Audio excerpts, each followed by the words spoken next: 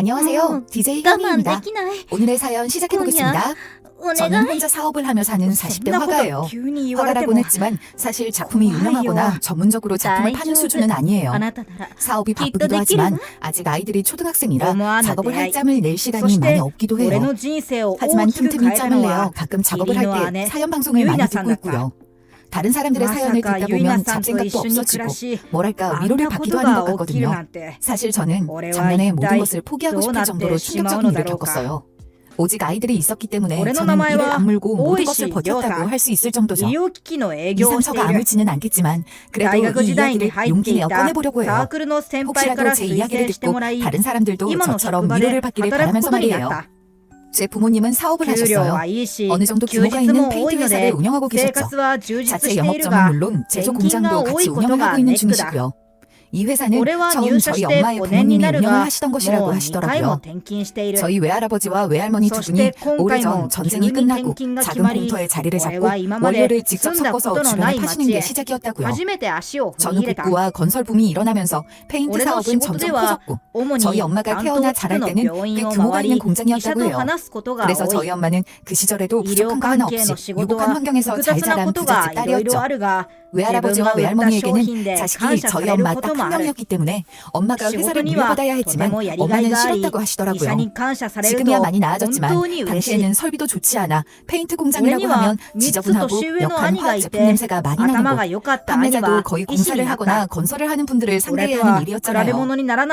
그러니 곱게만 자란 엄마가 그런 일을 하고 싶었을 리가 없었을 테죠. 물론 저희 외할아버지와 외할머니도 당연히 그렇게 생각을 하셨대요. 그래서 회사를 물려줄 사람을 찾으시던 외할아버지의 눈에 저희 아버지가 들어온 거죠. 저희 아버지는 당시 흔한 다른 아버지들처럼 가난한 집에서 태어나 일찍 상경에서 일을 하러 올라온 분이었어요. 18인가 17의 상경에 온갖 일을 하다가 갓 20의 외할아버지 공장으로 취직을 하셨다고 하더라고요. 아버지는 그 누구보다 성실하고 또 똑똑하셨다고 해요. 그래서 외동딸만 두었던 우리 외할아버지가 아버지를 딸의 짝으로 점치고 두고 공장을 물려주려 하셨던 거죠. 미선아, 우리 공장에서 일하는 정군이라고 있어. 정군? 그런데요? 주말에 집에 밥이나 먹으러 오라고 했으니 어디 가지 말고 있어. 네? 아버지 공장 직원이라면서요. 그런데 제가 왜 있어요? 정군이 참 성실해. 그리고 너무 영특하고 바지런한 사람이다. 하나를 알려주면 진짜 열이 나는 사람이고. 잠깐 아버지, 지금 뭐 하시는 거예요? 내가 그간 온갖 놈들 봤어도 이만한 사람 없어. 병이 짧아 그렇지. 앞으로 큰일 날 사람이니까 잘 보고. 아 진짜 아버지, 저 여대생이라고요. 지금 저에게 공장 다니는 사람을 연결시켜 주시려는 거예요? 돈 많은 부잣집 딸 여대생이 겨우 중학교를 나와 일만 하던 아버지가 눈에 찰 리가 있었겠어요. 어머니는 노골적으로 연결을 시켜주려는 외할아버지에게 반항을 많이 했다고 하시더라고요. 거기에 아버지는 어머니에게 제대로 말도 한마디 걸지도 못하고 짝사랑만 하시고 말이죠. 그런 아버지가 답답했던 외할아버지가 조건을 내걸으셨대요. 정군을 학교 앞으로 마주 보낼 테니 같이 오면 통금 시간을 늦춰주겠다고 말이죠. 외할아버지가 너무 엄해서 당시 엄마의 통금 시간은 저녁 9시였대요. 그걸 10시로 늦춰주겠다고 하셨던 거죠. 한창 놀고 싶었던 엄마는 그 조건을 받아들였죠. 까짓것 같이 집에 와도 무시를 하면 된다는 마음으로 말이에요. 그리고 아버지는 외할아버지의 재촉을 받으며 일찍 퇴근해 내일 학교 앞으로 엄마를 데리러 갔고요. 하지만 엄마의 무시가 장난이 아니었대요. 니네 엄마에게서 얼마나 찬바람이 일던지 날 보지도 않았다니까. 그래서? 그런데도 매일 갔어? 매일 학교 앞에 가서 기다리다가 시간 되면 같이 버스 타고 집에 왔지. 집에 도착하면 잘 가란 말도 없이 문을 탕 하고 들어갔다니까. 엄마 좀 너무했다. 아니 버스에서 말이라도 걸어보지 아빠. 말이 뭐니? 가까이 오지도 못하겠어. 걸을 때도 멀찍이 떨어져서 걷고 그랬다니까. 그랬던 엄마가 무너졌던 건 순간이셨대요. 그날도 카페에서 신나게 수다를 떨면서 친구들과 놀고 있는데 밖에서 억수 같은 비가 쏟아지더래요. 친구들과 카페에서 차를 마실 거라고 매몰차게 이야기하고 아버지를 밖에다 세워두었던 엄마는 신경이 쓰였대요. 비가 그냥 오는 게 아니라 진짜 양동이로 퍼붓듯이 왔다고 하셨거든요. 아무리 싫어도 사람이 신경을 쓸 수밖에 없잖아요. 그래서 서둘러 나갔더니 아버지가 지나가는 사람 하나 없는 골목에서 장승처럼 서서 그 비를 다 맞고 서 계시더래요. 아무리 그래도 그렇지 어디 들어가서 비라도 피하고 있지. 융통성 없는 건 그때나 지금이나. 그래서 그 모습에 반했어? 그때 내가 미쳤지. 비에 쫄딱 젖어놓고도 내가 나오니까 활짝 웃는 게 왜 그렇게 가슴에 걸리던지. 아빠 멋있다. 그러고도 작은 우산 하나를 같이 쓰고 가는데 우산을 나에게 다 밀어주고 자기는 다 맞고 가는 거야. 아휴 그놈의 비만 아니었으면. 말은 그렇게 하셨지만 두 분은 참 금슬이 좋으셨어요. 두 분은 저와 저보다 3살 어린 남동생을 낳고 잘 사셨죠. 아버지는 우직하고 또 자상하고 다정하신 분이셨어요. 저에게도 따뜻한 아버지였지만 엄마에게는 한없는 사랑을 베푸는 남편이기도 했죠. 아버지에게 엄마는 영원히 귀한 아가씨이자 공주님이었고 아버지는 이런 엄마를 늘 애지중지 사랑하셨어요. 그런 아버지 덕분에 엄마는 평안하고 행복한 결혼 생활을 하셨고요. 저는 그런 부모님을 보며 자랐죠. 하지만 아버지는 너무 일찍 돌아가셨어요. 제가 고등학교 때 갑자기 아프시기 시작하시다가 몇 년 투병하시다 돌아가셨거든요. 원인은 암이었어요. 아버지는 본인이 암으로 투병을 하시다가 돌아가시기 직전까지 엄마 걱정만 하셨어요. 당신 몸 아픈 것보다 혼자 남겨질 엄마만 어떡할까 그 생각만 하셨을 정도로 마지막까지 엄마에 대한 사랑이 지극하셨죠. 엄마는 의외로 의연하셨어요. 의연히 아버지의 병간호를 하셨고 저희 앞에서도 눈물을 보이거나 힘들어하시지도 않으셨어요. 그리고 아버지에게 마지막이 찾아왔을 때 정신을 잃어가는 아버지의 귀에다 대고 이런 말씀을 하셨죠. 나 잘 살게 여보. 우리 회사, 우리 아들, 딸 내가 잘 돌볼 테니까 이제 아무 걱정 마. 이제 걱정은 하지 말고 푹 쉬어. 고마워 여보. 아버지는 정신이 흐린 가운데에서도 엄마의 이야기를 들으셨는지 살짝 미소를 지은 뒤 조용히 돌아가셨죠. 그 이후로 엄마는 갑자기 사업에 뛰어드셨어요. 아버지 길을 이어 페인트 회사 대표가 되셔서 회사를 운영하셨던 거죠. 주변에선 걱정도 많았어요. 하지만 놀라웠죠. 단 한 번도 흔들림 없이 늘 커다란 거목처럼 단단한 모습을 보여주셨으니까요. 태어날 때부터 회사 대표이셨던 것처럼 회사 운영을 하셨어요. 아니 오히려 회사 경영의 천재적인 모습마저 보여주셨죠.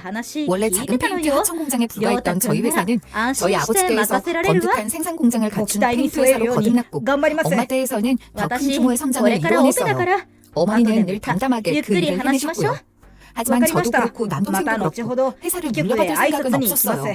동생은 음악을 전공했어요. 악기를 하다가 나중에는 작곡을 전공해서 유학까지 갔죠. 그리고 저는 미술을 전공했고요. 사실 남매가 둘 다 음악이니 미술인이를 해서 엄마도 이것저것 고생을 많이 하셨을 거예요. 물론 경제적으로도 많은 지원을 해주셨고요. 동생은 음악 공부를 하다가 나중에는 외국으로 유학까지 가서 결국 거기에서 자리를 잡았어요. 엄마, 저 이번에 학교 졸업하고 여기서 취직을 할 생각이에요. 뭐? 한국 안 돌아올 거야? 여기서 오디션 봤는데 연수단에 합격했어요. 한국보다 여기가 훨씬 대우가 좋아요. 너는 회사 일할 생각은 전혀 없어? 엄마, 저는 음악 아니면 다른 일은 할 생각 없다고 했잖아요. 여기서 경력 좀 더 쌓고 갈게요. 응원해주세요. 사실 동생의 이런 성향은 아버지의 재능을 물려받은 거였어요. 사실 아버지가 음악을 좋아하셨고 쉬는 날이면 가끔 기타를 치시기도 하셨기 때문에 엄마는 남동생이 음악을 하는 걸 좋아하셨어요. 반면 저는 어디서 그런 재능을 받았는지 모르지만 그림 그리는 게 좋아서 미술을 하고 미대를 나오기는 했어요. 처음 미대를 갈 당시의 생각만큼 그렇게 훌륭한 작가가 되거나 뭐 그러지는 못했지만요. 그래서 대학을 졸업하고 아이들 가르치는 일을 했죠. 하지만 그 일이 그런대로 적성에 맞더라고요. 일도 재미있었고 수입도 나쁘지 않았죠. 그래서 저 역시 회사를 운영하거나 엄마 회사를 물려받을 생각도 전혀 없었죠. 엄마는 가끔 저희를 보면서 한탄하시고는 했어요. 딸이고 아들이고 수업비를 가르쳐놨지만 일 같이 도울 놈은 하나도 없고 내 팔자야. 엄마 요즘 회사 자식에게 꼭 물려주라는 법도 없어. 생각을 바꿔. 조용히 해 이거 사. 아이고 내 죄를 내가 봤네. 예전에 우리 아버지가 얼마나 속이 상하셨을까. 그래도 엄마는 아버지 잘 만났잖아. 나도 우리 아버지처럼 너랑 경영인들 맞선을 주선하든지 해야겠어. 방법은 그것뿐이다. 싫어 엄마. 나는 엄마랑 다르다고. 그러다 회사 창립 기념일 행사를 크게 하게 되었어요. 창립 60주년인가 그랬거든요. 정말 큰 행사라 저 역시 행사에 동원이 되어 행사장에서 이것저것 일을 하게 되었죠. 한창 바쁘게 일을 하고 있는데 회사 직원 하나가 다가오더라고요. 저게 못 보던 얼굴인데 어디 부서 직원이세요? 저요? 왜 그러세요? 나는 여기 개발팀 직원이에요. 처음 와서 내가 뭐 도와줄 거 없나 하고. 됐어요. 괜찮으니 일 보세요. 그래도 도와줄게요. 이런 힘든 일은 내가 해야지. 이러면서 접근해오는데 얼마나 웃기던지. 나이는 저보다 3살 정도 많았는데 알고 보니 회사 들어온 지 얼마 안 된 직원이더라고요. 그러면서 힘든 건 다 자기를 시켜라. 이따 끝나고 뭐하냐. 자기가 밥을 사주겠다 이러면서 작업을 걸었어요. 그렇게 저는 그 사람을 만나게 되었죠. 저는 처음 그 사람에게 나는 여기 직원이 아니고 그냥 하루 일을 하러 온 알바생이라고 했어요.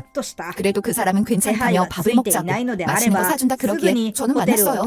키도 훤칠하고 외모도 제 스타일이라 저도 싫진 않았거든요. 그냥 하루 만나서 맛있는 밥 얻어먹는 것도 나쁘지 않아 가벼운 생각으로 만나게 되었죠.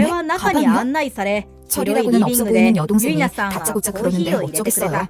제가 사주겠다고 2階 마음에 の部 드는 屋 걸로 はたく 고르라고 さんあ 하자 るから 여동생이 好き 저를 なと 데리고 こ 간 ろ 곳은 使ってく 기가 れていい 막히게도 わよ。 명품 매장이었어요. 本当に申し 손바닥만한 訳ない 핸드백 です。 하나가 수백만 원씩 借り 하는 ます 곳 말이에요. ホテルはちょっと 아니 きつい 아가씨 かなって 여기는 思っ 너무 てたんで。 비싸잖아요. 다른 곳으로 キッ 가요. チンやリビング、 네?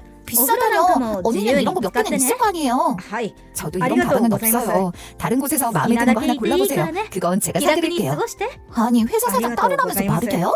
명품 하나 못 그래서 사주면서 무슨 하나 사장 딸이야. 어디서 나는 갔다 무슨 재벌이라도 너. 되는 줄 알았네. 時間がなくて買えない 남자친구 ことがあっ 여동생은 て。 실망을 했는지 わかりま 엄청 した。 투덜대더니 花 그 와중에도 기대됐네. 다른 브랜드에서 몇십만 원 하는 아라씨, 가방 하나를 기어이 어하나가 얻어내서는 스고크 세간이 스고크 가버리더라고요. だから 사주고도 욕을 먹을 판이니 어찌나 기가 ゆいな 차던지 さんのお願 저는 いは 당장 남자친구에게 兄さん 화를 の仏 냈어요. 壇を 이야기를 いつも 듣고 그리고 남자친구는 크게 당황하더라고요. 내가 평소 자기네 회사 엄청 칭찬하고 대표님 딸이라고 했더니 이번에 지지배가 도를 넘었네. 자기야 진짜 미안해. 나도 명품 같은 거 안 사는 거 알잖아. 진짜 돈 쓰고 욕먹었어. 누가 보면 자기가 우리 집 재산 노리고 결혼하는 줄 알겠어. 내가 이 지지배 단속할게. 내 약속해. 다시는 자기네 집안 어쩌고 하면서 이런 일 절대 없게 할 거야. 이러면서 본인이 더 기막혀 하고 화를 내는데 더 이상 할 말이 없더라고요.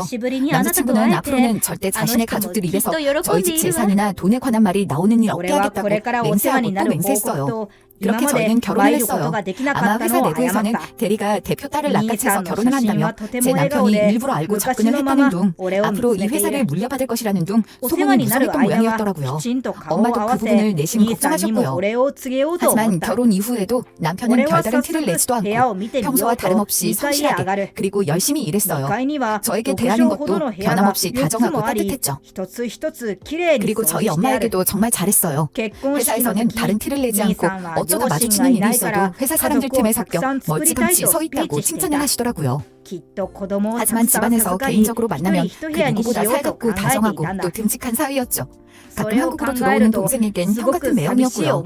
시댁에는 결혼 전 저에게 약속한 대로 철저하게 선을 잘 그었어요. 얼마나 선을 잘 그었는지 시어머니가 오히려 서운해할 정도였어요. 어머니 잘 지내셨죠? 제가 택배 보냈는데 잘 받으셨어요? 그래 과일이 너무 실하구나. 잘 먹을게. 애 키우기도 바쁜데 뭘 이런 걸 사서 보냈어. 어머니 좋아하시니까 생각이 나서요. 요즘 자주 가보지도 못하고 죄송해요. 아니야 아들놈은 지금 오늘 생각도 안 하는데 네가 무슨 잘못이니? 그 사람 요즘 회사가 바쁜가 봐요. 매일 퇴근도 늦고 그래요. 에휴 결혼하고 나서 난 아들이 없어진 것 같아. 아예 뺏긴 것 같아서 서운하다. 너라도 이렇게 챙겨주면 고맙구나. 사실 저로서는 딱히 나쁠 것은 없는 상황이었지만 어떨 때는 제가 생각해도 너무 매정하다 싶을 정도로 남편은 칼같이 거리를 두더라고요. 그래서 오히려 제가 종종 전화도 드리고 용돈도 챙겨드리면서 점수를 따고는 했죠. 그렇게 저희는 잘 살았어요. 결혼하고 곧 있어 아이들도 2살 터울로 건강하게 태어났고요. 회사도 잘 되고 남편도 엄마에게 인정을 받아 승진도 빨리 했어요. 누가 봐도 부족할 것 없는 행복한 가정이 바로 저였다고 저는 자신할 수 있어요. 참 행복한 날들이었죠. 그런데 영원할 줄 알았던 그 행복은 길지 않더라고요. 아마 그 일이 있기 대충 1년여 전이었던 것 같아요. 어쩌면 그 전부터 문제가 곪어 있었는데 제가 알아차린 것이 아마 그때쯤이었다는 게 더 정확할 거예요. 그동안은 제가 결혼을 하고 2년 터울로 아이를 낳고 키우느라 정신없이 세월을 보내느라 회사고 뭐고 엄마고 신경 쓸 겨를이 없어서 몰랐던 것이죠. 어느 순간 보니 엄마가 남편을 대하는 것이 좀 대면대면하더라고요.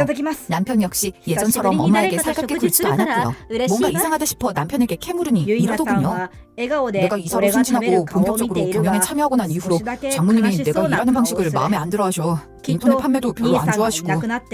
우리 엄마가 일하는 방식 다르다고 사람 대하는 태도가 달라질 사람이 아닌데 무슨 일이 있었던 건지 자세히 말해봐. 요즘 건설 경기가 나쁘잖아. 그래서 비용 삭감을 해야 했어. 그러다 보니 정리해고가 필수였는데 대표님이 결사 반대하셨거든. 사람 해고는 절대 안 된다고.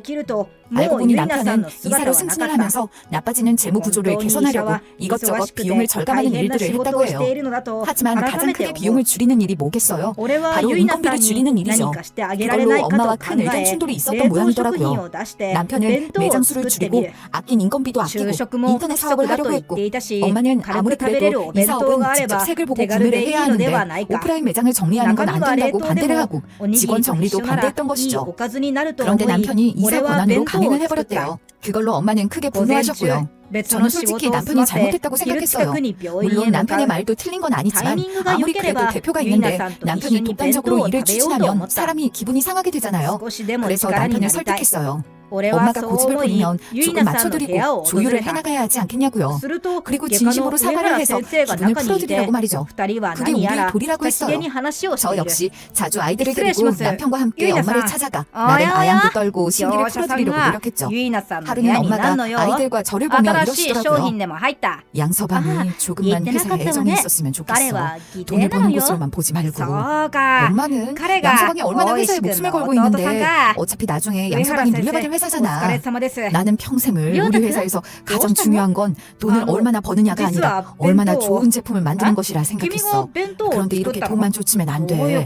에이 그거야 요즘 경제도 어렵고 회사 잘 되려고 그러다 보니 그런 거죠. 좋게 이해해주세요.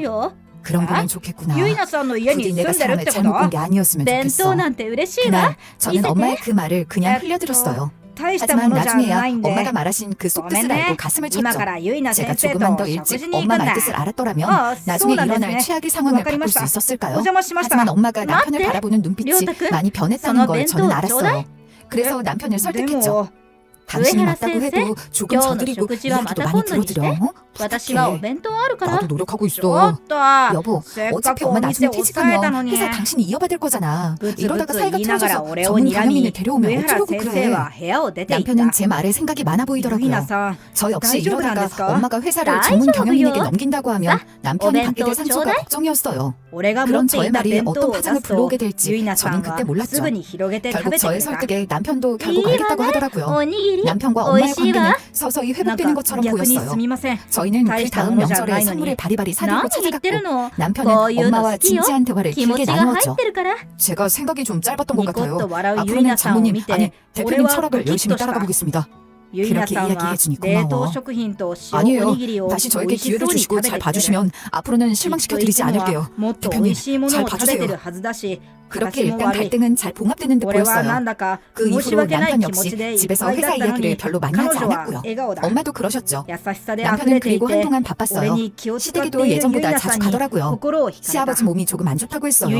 제가 가보겠다고 했지만 괜찮다고 말리고 시어머니도 저까지 신경 쓰지 않아도 된다고 하셔서 저는 그러려니 했어요. 그리고 그 일이 있던 날, 그날은 정말 평범한 날이었어요.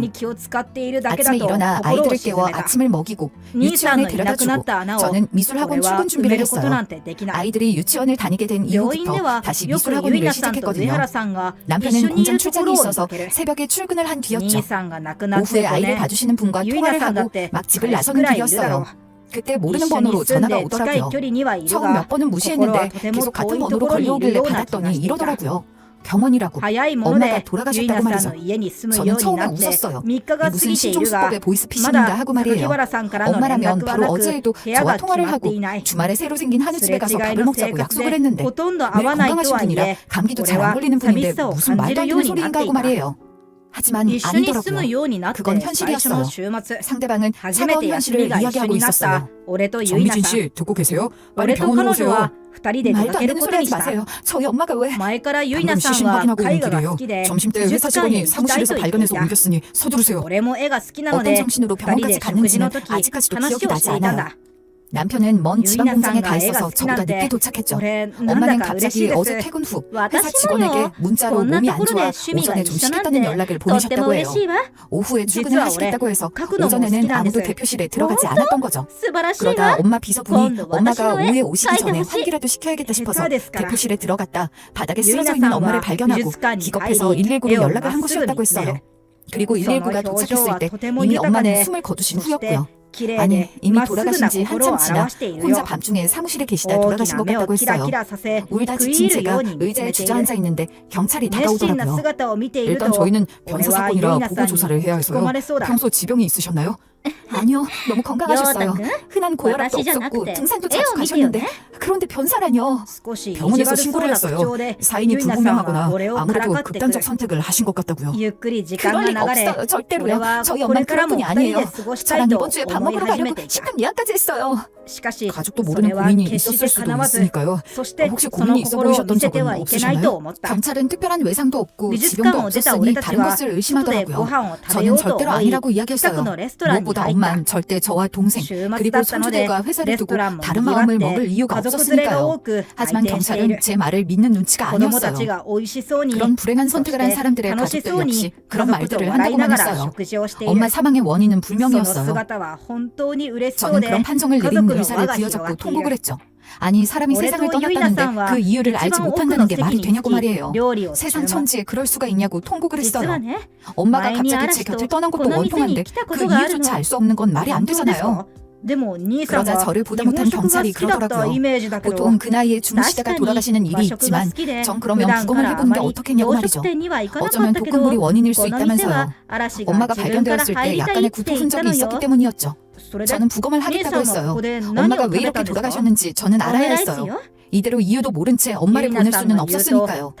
부랴부랴 한국으로 날아온 동생과 그리고 남편은 부검을 말렸어요. 아무래도 가족을 부검한다는 것에 거부감이 있는 것이 당연하잖아요. 하지만 저는 단호했죠. 왜 그렇게 확신을 가지고 고집을 부렸는지 모르지만 그땐 아무도 저를 꺾을 수 없었어요. 누나, 이러다가 누나만 더 마음고생하고 엄마 편히 못 보내드려. 그만해. 너는 외국에서 편히 살다가 와서 니만 편할 생각만 해. 아니, 이대로 영문도 모르면 나는 오히려 그게 평생의 한이 될 거야. 더 말하지 마. 당신 대체 왜 이렇게 고집부려? 부검 그게 얼마나 험한 것인지 몰라? 이보다 험해? 어느 날 갑자기 엄마가 돌아가셨는지 왜 어떻게 돌아가셨는지도 모르고 밤새 혼자 계시게 한 것보다 험하냐고. 당신 엄마라도 그런 소리가 나와? 알았어 누나, 그렇게 하자. 우리 엄마가 왜 그렇게 되었는지 꼭 알아내서 엄마 편하게 해드리자. 진정해. 동생은 눈물을 흘리며 저를 달랬어요. 하지만 남편은 끝까지 반대했어요. 만약 자기 엄마였으면 자기는 절대 안 했을 거라고 하더라고요. 하지만 저는 무시했죠. 실제 자기 엄마도 아니잖아요. 지옥 같은 날들을 보내고 있는데 시어머니까지 그 와중에 전화를 걸어왔어요. 갑작스러운 비보에 저를 위로하러 전화를 했나 했는데 아니었어요. 예, 이야기 들었다. 이게 무슨 일이니 그래? 네, 저도 믿기지가 않아요. 예, 내가 사실은 어제 꿈을 꿨어. 글쎄 꿈에서 사부인이 눈물을 뚝뚝 흘리면서 우리 딸 좀 알려달라고 하더라. 눈물을 어찌나 펑펑 쏟으시던지. 네? 정말이세요? 정말 엄마가 꿈에 나와서 그러셨어요? 그런데 너 사부인 부검한다며 또 진짜 할 거야? 아무래도 그것 때문인 것 같아. 뭐라고요?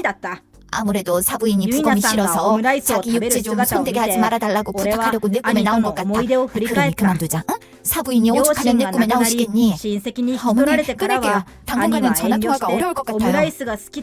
여기 나오려는 걸 저는 간신히 참았어요.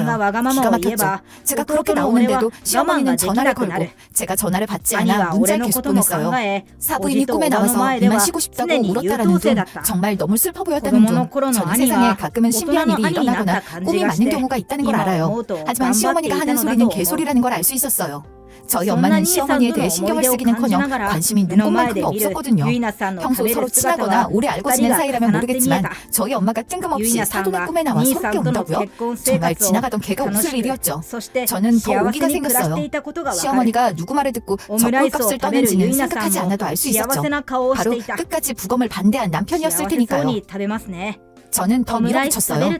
물론 저라고 친엄마의 사인을 알겠다고 부검을 의뢰하는 것이 마음이 편했겠어요. 결과가 나올 때까진 저는 먹지도 마시지도 자지도 못하고 바싹바싹 말라만 갔어요. 그렇게 며칠이 지났을까 형사가 저에게 연락을 해왔더군요. 지금 경찰서로 좀 오실까요? 주변에는 알리지 말고 혼자 와주세요. 뭔가 심상치가 않았어요. 부랴부랴 달려갔더니 형사는 증거물 봉투에 담겨있는 것을 건네주더군요. 구겨진 작은 쪽지였죠. 저는 눈을 부릅떴어요. 약간 번지긴 했지만 그 쪽지에 적혀있는 필체는 엄마의 글씨가 분명했어요. 고인분이 몸에 이게 들어있었습니다. 이게 엄마 몸에 들어있었다고요? 네, 숨을 거두시기 전에 삼키신 것 같아요. 부검을 하지 않았다면 몰랐을 거예요. 그리고 어머님 사인은 중독이 맞았어요. 청산가리 중독이었어요. 저는 이해할 수가 없었어요. 이런 일은 무슨 뉴스나 영화에서나 나오는 일이잖아요. 저는 쪽지에 적힌 글씨를 보고 울음이 터져 나오려는 걸 참기 위해 이를 악물었죠. 그 쪽지에는 떨리는 글씨로 이렇게 적혀 있었어요. 사위가 죽는다. 그 이후의 기억은 드문드문 끊겨 있어요. 사람이 너무 큰 충격을 받으면 일시적으로 기억을 잃는다고 하더니 제가 그랬어요. 정신을 잃기 직전으로 멍하니 앉아있는 저를 다시 정신 차리게 한 건 형사의 말이었죠. 짐작하시겠지만 저희는 정미진 씨 남편을 유력 용의자로 의심하고 있어요. 그런데 왜요? 저희 남편은 그럴 이유가 전혀... 저는 여기까지 말하고 입을 막았어요. 며칠 전 엄마가 마음을 바꾸어 회사를 전문 경영인 체제로 바꾸면 어쩌냐고 했던 저의 말이 떠올랐죠. 엄마가 갑자기 돌아가신 지금 회사를 그대로 물려받게 된 사람은 바로 남편이었어요. 저는 적극적으로 경찰의 수사를 돕겠다고 했어요. 그리고 형사님과 상의를 하고 집으로 돌아왔죠. 저는 일단 장례 준비도 해야 하고 엄마 때문에 마음이 너무 힘들다고 하면서 엄마가 지내던 집으로 아이들과 거처를 옮겼어요. 최대한 남편의 얼굴을 보고 싶지 않았거든요. 저는 일단 그 집에서 동생과 함께 당분간 지내기로 했죠. 부검이 끝나고 미뤄두었던 엄마의 장례식이 치러졌어요. 인망도 좋고 발도 넓었던 엄마의 장례식에는 구름과 같이 사람들이 모여들었어요. 남편은 그 앞에서 누구보다 서럽고 또 서럽게 울더라고요. 장모님, 이렇게 가시면 어떡해요? 저는 누굴 믿고 살라고요? 아이고 사부인, 이 일을 어쩌나. 아이고 이렇게 가시다니요. 남편뿐 아니라 시댁 식구들도 전부 다 장례식장으로 찾아와 목 놓아 울었어요. 하지만 저는 이상했어요. 솔직히 시어머니가 언제 저희 엄마와 친분이 있다고 그렇게까지 통곡을 하는 것인지 이해가 좀 가지 않더라고요. 그리고 몸이 아프다던 시아버지도 멀쩡해 보였어요. 제가 몸은 어떠시냐고 물었지만 얼버무리는 것도 의심스러웠어요. 그 싹퉁바가지 신우 역시 슬프게 흐느끼는 게 이상하다 생각하니 모든 것이 전부 다 이상해 보이더군요. 그 싹퉁바가지 신우 역시 슬프게 흐느끼는데 이상하다 생각하니 모든 것이 전부 다 이상해 보이더군요. 저는 일단 그들을 지켜보다 시댁 식구가 전부 장례식장에 모인 것을 확인하고 몸이 아픈 척을 했어요. 어지러워 링거를 좀 맞고 오겠다 했죠. 그렇게 장례식장을 빠져나온 저는 기다리고 있던 형사님과 함께 시댁으로 향했어요.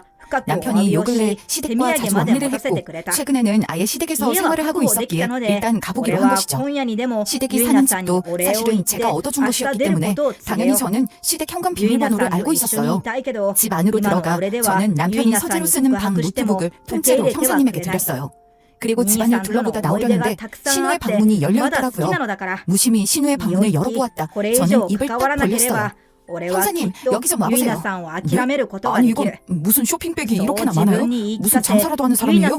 형사님이 그런 말을 할 정도로 신우의 방 안에는 수십 개의 쇼핑백들이 가득했어요. 그것도 전부 다 명품 쇼핑백으로만요. 마치 백화점을 아예 털어온 것 같았어요. 쇼핑백 대부분은 아직 열어보지도 않았더군요.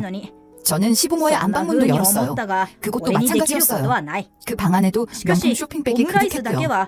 그러고 보니 거실에도 역시 막 도착한 듯한 비싼 가전제품 택배 박스가 한쪽에 마구 쌓여있더군요.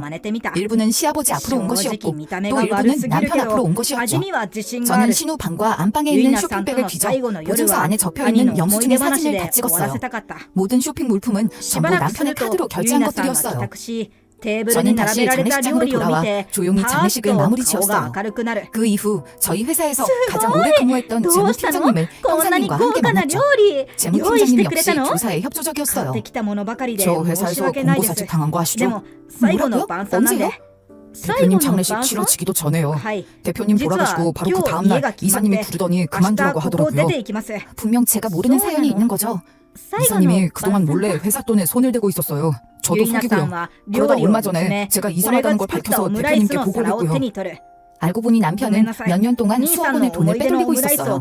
자기가 관리하는 부서와 공장, 지점의 경비를 조작해가며 말이죠. 그러다가 꼬리가 길면 밟힌다고 평소 꼼꼼하기로 유명한 재무팀장에게 들킨 것이었어요. 팀장님 말로는 점점 학력 액수가 커져서 최근에는 꽤 큰 금액에 손을 댔고 그래서 지금 회사는 재무 상황이 최악이라고 하셨어요. 까딱하다가는 부도 위기인데 이 상황을 어찌해야 할지 모르겠다고 걱정을 하시더군요. 대표님도 전부 다 알고 계셨어요. 이사님은 안 들켰다고 생각했겠지만요. 엄마가 다 알고 계셨다고요? 네, 그래도 이사님이 사위인이 그냥 해임하는 것으로 끝낼지 아니면 경찰에 고발을 할지 고민 중이셨어요. 무언가 실마리가 풀리는 느낌이더라고요. 팀장님은 그래도 자기가 회사에서 쫓겨나기 전 이 증거는 모아두어야겠다 싶어서 재무제표 파일을 가지고 나왔다며 저에게 파일을 건네주시더군요. 하지만 결정적인 증거가 없었어요. 만약 제 남편이 제 엄마에게 정말 몹쓸 짓을 했다면 그 증거가 있어야만 했어요. 저는 엄마 집을 싹 뒤졌어요. 그러고도 나오는 것이 없어서 다시 엄마 사무실로 갔죠. 엄마가 늦은 밤 어두운 사무실에서 혼자 쓸쓸하게 눈을 감았을 사무실로 들어가자 왈칵 눈물이 터지더군요. 그래도 저는 꾹 참고 사무실을 뒤졌어요.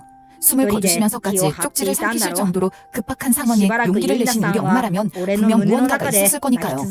그렇게 얼마나 뒤졌을까? 저는 사무실 소파 아래 약통이 하나 떨어져 있는 것을 발견했어요. 그건 남편이 엄마를 위해 구입했던 영양제였죠. 다음 날 저는 시댁으로 인사를 하러 갔어요. 미리 연락을 받고 남편은 물론 시부모와 신우까지 전부 집에서 저를 기다리고 있었죠. 어머니 아버지 저희 어머니 상 치르는데 너무 고생 많으셨죠? 아니야, 네 얼굴이 너무 헬스케졌구나. 끼니는 잘 챙기고 있어? 네, 괜찮아요. 어머니도 얼굴 수척해지셨어요. 아버지도 몸 안 좋으셨다면서요. 아니야, 괜찮다 나는. 이거 영양제인데요. 엄청 비싸고 좋은 거예요. 어머니 이거 하나 드셔보세요. 아버님도요. 어머, 그러니? 그럼요, 구하기도 힘든 거예요. 아범이 저희 어머님에게도 사준 거라 제가 가지고 왔어요. 평소 욕심 많고 저희 엄마에 대한 질투가 많았던 시어머니가 반색을 하며 약을 먹으려 한 알 받아 그것을 삼키려는 순간 어디선가 남편이 달려와 약을 확 낚아챘어요. 미쳤어? 이걸 어디서 가져왔다고? 엄마 사무실 정리하는데 새 거가 있더라고. 비싼 거라 가져왔어. 왜? 당신이 저번에 사온 거잖아. 안 돼, 버려 엄마. 제가 평온하게 대답했지만 남편은 어딘가 황급해 보였어요. 시어머니는 어리둥절해 하더군요. 아 왜? 니네 장모는 사주고 나는 왜 못 먹게 하냐? 나도 좀 먹자. 시어머니가 다시 약을 들고 입에 넣으려고 하자 남편이 약을 뺐으며 다급하게 외치더군요. 안 돼! 이거 먹으면 죽어! 먹지 마! 이제야 털어놓는구나. 저는 벌떡 일어나 현관문을 열었어요. 그리고 기다리고 있던 형사님에게 이야기했죠. 형사님 들어오세요. 남편은 그 자리에서 체포되었어요. 시댁 식구들은 모두 얼떨떨한 표정으로 있더군요. 남편은 방금 자기가 한 말의 뜻을 그제야 깨닫고 순순히 끌려나갔어요. 그 모습을 보는데 참을 수 없이 화가 치밀어 오르더라고요. 저는 남편의 멱살을 부여잡았죠. 네가 사람이야? 네가 사람이냐고 이 막대 먹은 놈아. 진짜 용서 못해. 아니 안 할 거야. 이 천벌을 받을 놈. 저는 이렇게 악을 쓰다가 아마 정신을 잃었던 것 같아요. 미리 와 있었던 남동생이 저를 업고 병원으로 달려갔으니까요. 경찰 조사로 밝혀진 범행의 전말은 이랬어요.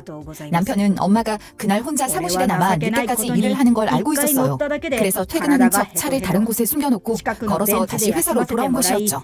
남편은 CCTV에 찍히지 않고 회사에 들어가는 동선을 파악해 놓았던 터라 아무도 파악하지 못했고요. 그렇게 몰래 회사로 다시 돌아가 엄마에게로 가 영양제를 권했다 하더군요. 엄마는 의심 없이 사이가 주는 영양제 하나를 받아먹었고요. 하지만 그건 영양제가 아니라 청산가리였어요. 남편 노트북에는 그 인간이 해외에서 몰래 청산가리를 구입한 내역도 그대로 남아있었고요. 엄마는 그것도 모르고 먹었다가 바로 몸에 이상을 느꼈고 몸이 마비되는 가운데 영양제통을 어디론가 던지셨대요. 남편은 쓰러진 엄마를 보고 당황해 영양제통은 나중에 챙길 생각으로 일단 도망을 간 거였죠. 하지만 나중에 돌아와 아무리 찾아도 영양제통은 보이지 않고 쓰러져 있는 장모님 보기가 무서워 포기했던 것이라 했어요. 천만 다행이었죠. 엄마는 그렇게 몸이 마비되고 의식이 흐려지는 와중에도 종이에 글을 써서 겨우 삼키셨던 것이에요. 나중에 누군가 발견해 주기를 바라면서 말이죠. 어떻게 그런 초인적인 힘을 낼 수 있었는지 모르지만 그런 사람이 바로 제 엄마였어요. 그렇게 전 무사히 엄마의 원수를 잡았고 동시에 그 집안도 박살을 내어버렸어요. 일은 해결되었지만 그걸 해결하는 후폭풍은 쉽지 않았어요. 저는 바로 이혼 소송을 시작했죠. 워낙 사안이 심각했던지라 모든 것은 순조롭게 이루어졌고요. 저는 전 시댁 식구들이 살던 집은 바로 팔아버렸어요. 그간 저희가 이사를 하면서 시댁 식구들도 조금 넓은 집을 구해 살 수 있도록 배려를 해줬던 것인데 이제 더 이상 그런 배려를 할 만한 사이가 아니잖아요. 저는 곧바로 집에서 가족을 전부 내쫓았어요. 그리고 그동안 저희가 입었던 회사 횡령에 대해서 수상권도 동시에 청구했죠. 전 남편이 그간 회사에서 은밀하게 하지만 정말 꾸준하고 부지런하게 돈을 빼돌렸더라고요. 처음에는 사고를 친 여동생의 빚을 갚느라 급한 마음에 일을 저질렀다고 했어요. 정말 처음에는 곧 갚으려고 했어요. 동생이 카드 빚을 져서 사치를 썼는데 도저히 감당이 안 되었거든요. 너무 급해서 잠깐만 쓰고 넣을 생각이었습니다. 하지만 돈을 갚기는커녕 오히려 점점 액수만 커졌잖아요. 이게 돈을 한번 뺏어 쓰기 시작하니까 멈추기가 힘들더라고요.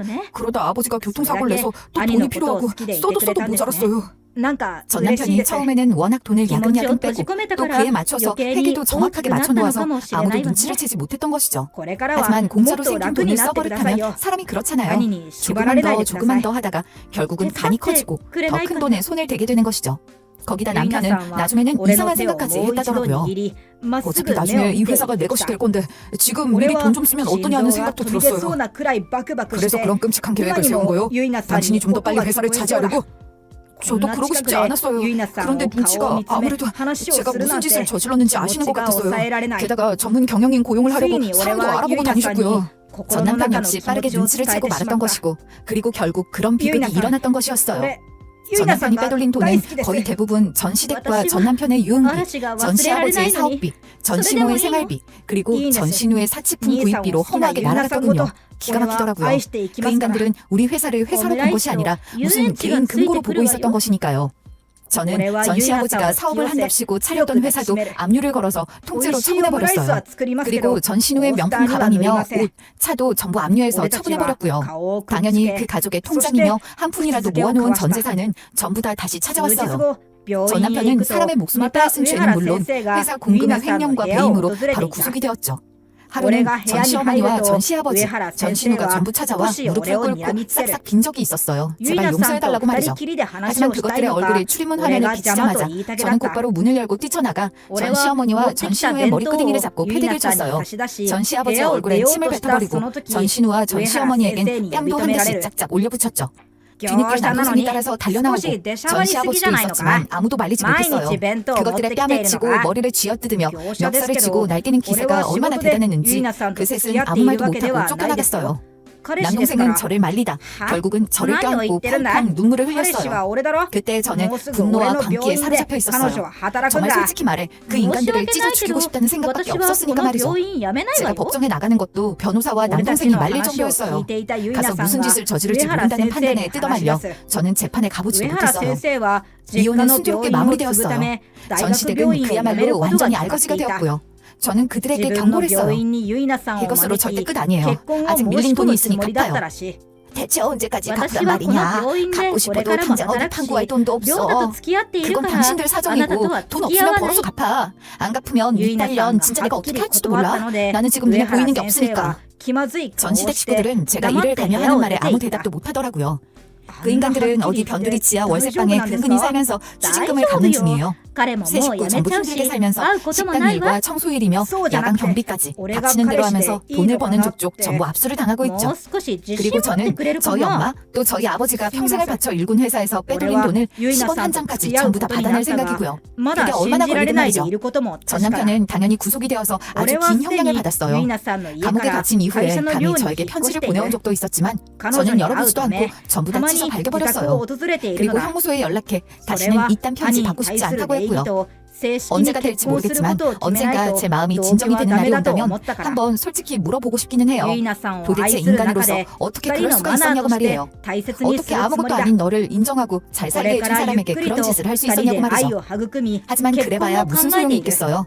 돌아오는 兄の 대답이래봐야 ことをまだ好き 더럽고 なユイ 비겁한 ナさ 변명에 んが 불과하겠죠. じっくりと 그리고 俺 그런 を選 날은 んでくれ 아마 たら 아주 い 오랜 いと 시간이 思う 지난 뒤의 일일 거예요. ユイナ 전 さんは 남편은 정말 忙し 오래 いの 감옥에 で 있어야 俺は 하니까요. 毎日 지금은 弁 그 当を 누구도 作り 면회를 お 가지도 昼 않아 は一 찾는 緒 이 に 하나 食べ 없이 るようにした 혼자 쓸쓸히 지내고 있는 중이라 少しず 하던데 つ距離 저는 を 그 近づ 인간이 け 더 외롭고 ユイナ 비참하게 さん 지내며 が寂し 자기 い気 일을 持ちになら 반성했으면 ないよう 좋겠어요. にサポート 이런 するつもり 어마어마한 だ 일이 있은 뒤로 회사 きっとい 분위기는 つか 그야말로 兄より 엉망진창이 俺の方 되었어요. が好きと言って 직원들도 もらえるよう 갑자기 많이 に俺 그만두었고요. は努力するつもりだ 특히 전 남편과 친하게 지냈던 大事な 직원들은 思い出を 거의 다 壊さず 그만두었죠. ユイナさん 제가 を 그나마 幸せに 정신줄을 してい 조금 くこと 부여잡은 を 건 俺は 다시 誓う 복직한 재무팀장님의 연락을 今 받고 日 난 のお弁当 뒤였어요. は冷凍 아무래도 食 회사를 品が 부도 入って 처리를 ない 해야 わ 할 よ 것 같다는 연락이었죠. これからはオ 그 リジナ 연락을 ル 받고 で 나니 料理の 정신이 勉強をし 번쩍 よう 드는 것 と思ってま 같더라고요. す 이건 아니잖아요. 美味しいお 엄마가 弁 어떤 当を 마음으로 いつ 어떤 もあり 심정으로 がとう 쪽지까지 삼키셨던 今度ま 건데 たオム 저는 ラ 그 イス 다음 날로 作りま 바로 すね 회사로 あ 출근했어요. りがとう 그리고 바로 일을 楽しみにして 파묻혔어요. いるわ 그리고 어찌저찌 ユイナさん 지금껏 と過 회사를 ごすお 무사히 昼ご 운영해 飯 오는 は 중이고요. 俺にとって 남동생도 最 외국 大の 생활을 幸 정리하고 せな時間だ 한국으로 들어와 한국에서 음악 생활을 다시 시작해서 지금은 연주단에 들어가 자리를 잘 잡았어요.